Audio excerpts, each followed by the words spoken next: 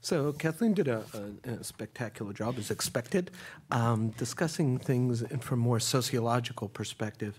What I want to do is sort of bring this down to the individual level by focusing on, I think, two people who are really unsung heroes of the information age.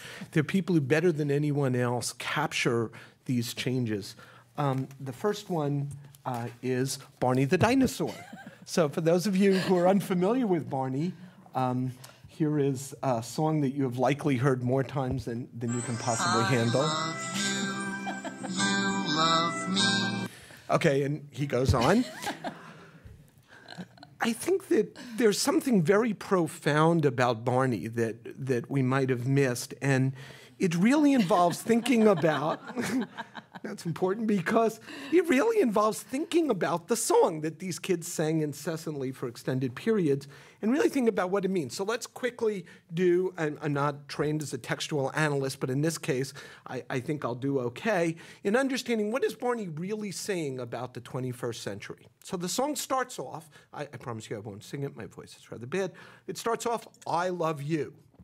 Now, on the one hand, it's a tradition for great leaders to capture that idea. Certainly, Christianity, folks, important people, had that idea and said that about others, and it seemed perfectly fine, even though on another level, obviously, he's never met any of us, and to say that he loves us is really a rather broad extension of the notion of love, but one that certainly has social precedent.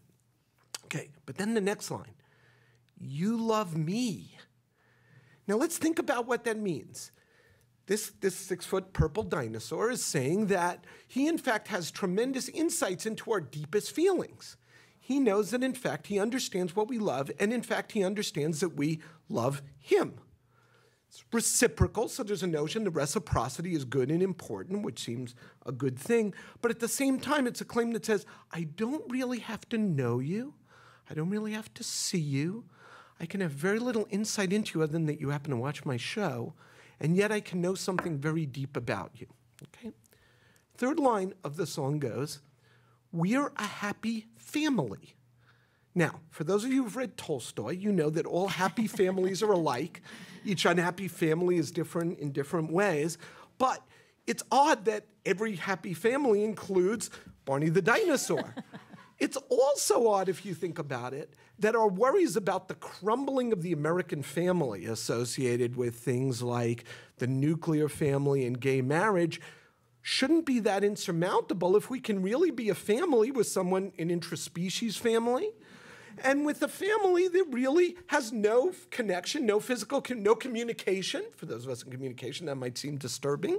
At least no two-way communication, no real social relationship, no ties of blood or other, yet profound. Okay, we then go on, the next line say, with a great big hug and a kiss from me to you. So now let's think about it. Hugging and kissing seems profoundly physical. And in fact, many people might think the joy and comfort one gets from hugging and kissing would be the haptic, we in technology call it haptics, but the idea that touching is a really big deal.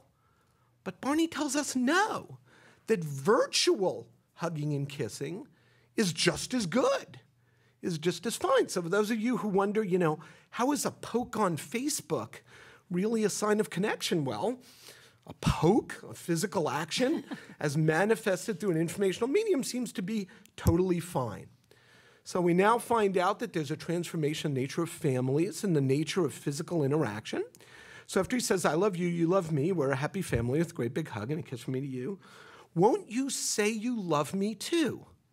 Now let's think about that. That's an invitation to announce something to the world where Barney's ability to hear it is quite limited. So in some sense, Barney really deserves credit as the founder of Facebook, much more so than Mark Zuckerberg. He's laying out the groundwork for what is a 21st century relationship based totally in a mass scheme. There is a second verse, which starts much the same as the first. I love you, you love me. Then the next line is, we are friends as friends should be. Now let's think about that. many of us bemoan the notion that Facebook uses the term friends in a rather denuded, pathetic way. But what Barney is teaching us is that's the way to be friends. You don't have to really talk with each other. You don't have to share that much in common. He's a star of TV and stage and screen, and you're not.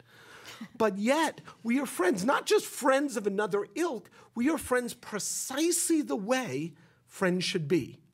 He then assures us again that he gives us a great big hug and a kiss from you to me.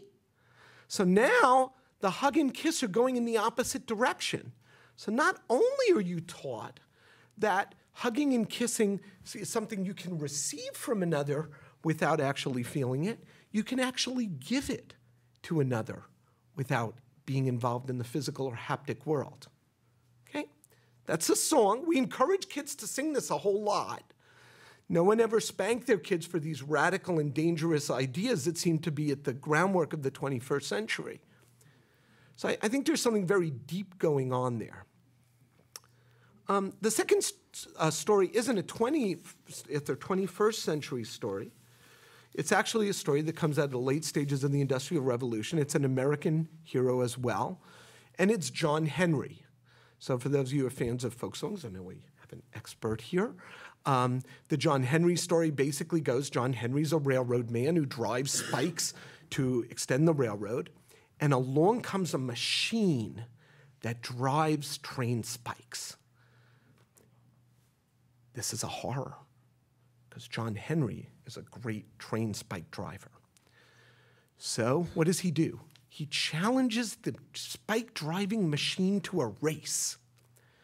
And the race begins, and John Henry drives a spike, and the machine drives a spike, and John Henry drives a spike, the machine drives a spike, and it goes back and forth.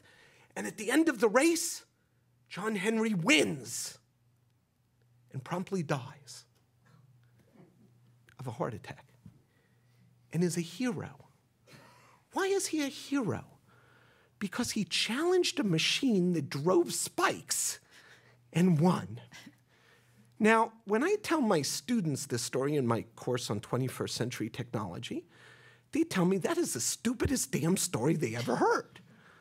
Who the hell thinks the way to be a hero is to drive spikes faster than a machine? It seems the most ludicrous thing anyone would attempt to do.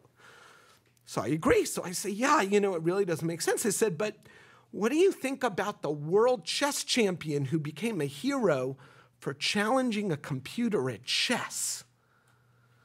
That's obviously a challenge we should take on. After all, driving spikes has nothing to do with being a person, but playing chess does. And they said, it was even more traumatic. He lost the next year. And it just shook us all up. We were really upset. And then more recently, even more disturbing, a computer won at Jeopardy. What could be more quintessentially human than Jeopardy? Alex Trebek is the core of everything that it is to be human. It seems clear to me that that must be right, because after all, it was so threatening to us. So we have to ask ourselves the question, well, that seems ludicrous on the one hand, there's obviously a great societal resonance. So we can ask ourselves the question, what is it about John Henry that made him a hero in the 19th century, that made Gary Kasparov a hero and then a goat in the 21st century, and made Watson, the IBM computer now, a hero?